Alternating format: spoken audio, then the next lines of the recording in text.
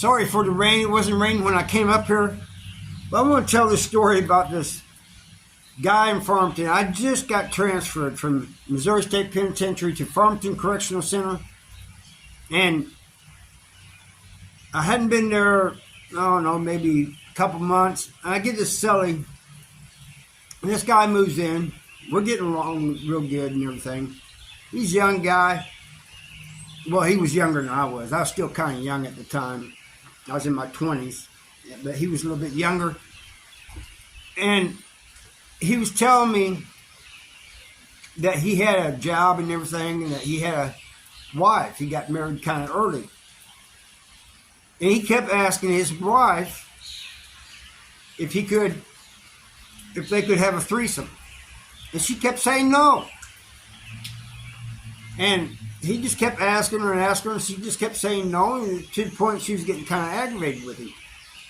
Well, one day he said, I'm at work, and just about ready to get off, I get a call from her, and she says, hey, you still want to do that threesome?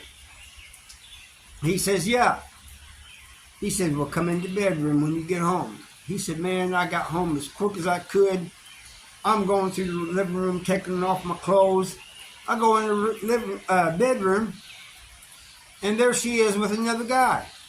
And he starts cussing. He goes, how could she, that effing B?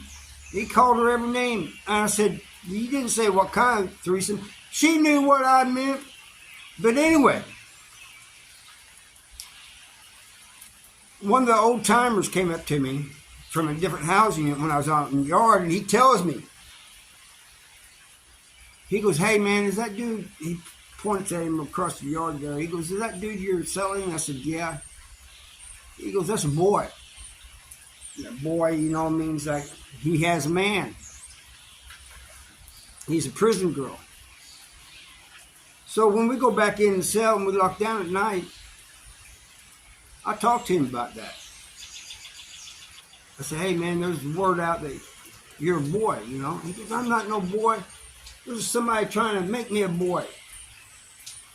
I said, well, you haven't handled it yet? He goes, no. I said, man, you got to take care of that, man. You got to nip that in the bud quick. And he goes, he's got a bunch of friends. So I tell him, we'll go out there together. I don't know where the old timer was this day. It's like a couple days later. But I mean, the old head, you know, that told me that he was a boy. I don't know where he's at on visit, medical appointment or whatever. But we go out there, and it's like me, him, my Celly, you know, and 3 or 4 others.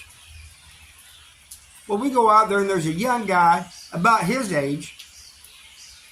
And in fact, this guy had gotten off the bus with me.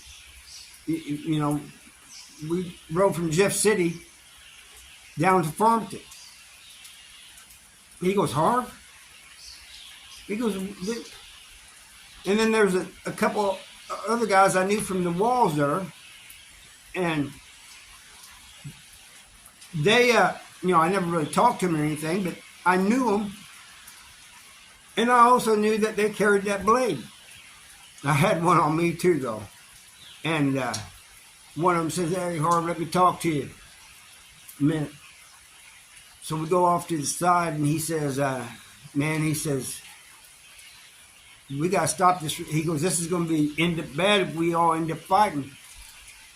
And he goes, we got to try to settle this, man, you know, peacefully. He goes, these young ones don't know what, they're about to start a war. And I said, man, why are you on that guy's side, man? He's trying to press this dude, you know what I'm saying? He goes, press him? I said, yeah, dude, that's my Celly. He told me that dude's trying to make him into a boy. He goes, well, just the young blood told me that it's consensual and that they're doing each other. You know, they're baking cakes. So we walk back over to where everybody's at, and I tell my son, is that true? He goes, what? And I told him, I said, you guys, you don't want another baking cakes? You know, that's what we called it back then, when flip-flopping. And he goes, yeah. And I said, is it consensual? And he goes, yeah. And I said, well, then he's not forcing you. I'm out of here, man. And he goes, you're not going to help me? I said, help you? You're doing this willingly. You're about to start a big problem here. And he goes, man, he goes, and the other dude, young dude, tells me, he goes, hey, man, he goes, I would never do that to him, man. I would never force him to do anything that he did not want to do. He goes, this was consensual. And I said, well, I'm done, you know. And I started walking off, and all these other guys were pissed off. And the other dude that I'd been talking to says, he said, hey, Harvey, let me talk to you. And he's kind of chuckling. He goes, when I first got to prison, I got into a situation like that too, you know. You tell somebody something, and they go run to the person that they're talking about, something like that. He goes, or you try to help somebody, and it ends up it's not what you think it is. He goes, these things happen. He goes, don't be mad, just take this as a lesson. But he said, that could have, I said, I'm pissed.